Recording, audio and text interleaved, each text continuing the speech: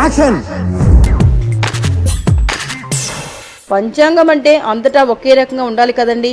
కానీ పంచాంగాల యందు రాజకీయ పంచాంగాలు వేరయ్యా అని చెప్పుకోవాలేమో. వేరువేరు రాజకీయ పార్టీల వారి దగ్గర వారికి అనుకూలంగా పంచాంగాలు తయారు చేయాల్సి వస్తోంది పండితులకి. ఈ క్రమంలో పండితులు రాజకీయ నాయకుల్లా మారిపోతున్నారు. టీడీపీ కార్యాలయంలో ఒకలా, వైఎస్ఆర్ కాంగ్రెస్ పార్టీ కార్యాలయంలో ఇంకొకలా, మరో రాజకీయ పార్టీ కార్యాలయంలో మరొకలా పంచాంగ శ్రవణాలు జరుగుతున్నాయి.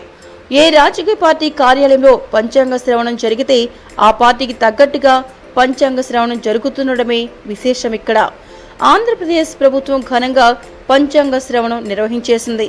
వాతావరణ శాఖ ఈ ఏడాది వర్షాలు తక్కువగా ఉంటాయని చెబుతున్నా ఆంధ్రప్రదేశ్ ప్రభుత్వం తీసుకుంటున్న చర్యలతో వర్షాలు సమృద్ధిగా కురుస్తాయని, రైతులకు ఇబ్బంది ఏమీ ఉండదన్నది టీడీపీ సర్కార్ చెప్పించిన పంచాంగ శ్రవణం తాలూకు సారాంశం. మరోపక్క వైఎస్ఆర్సీపీ కార్యాలయంలో జరిగిన పంచాంగ శ్రవణంలో ఆ పార్టీ అధినేత వైఎస్ జగన్ పాల్గొన్నారు.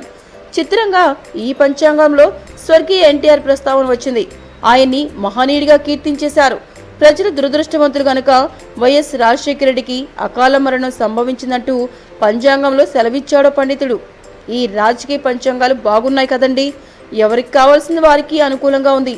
అందుకేనేమో జనాలకు పంచాంగం అంటే నమ్మకం పోతోంది.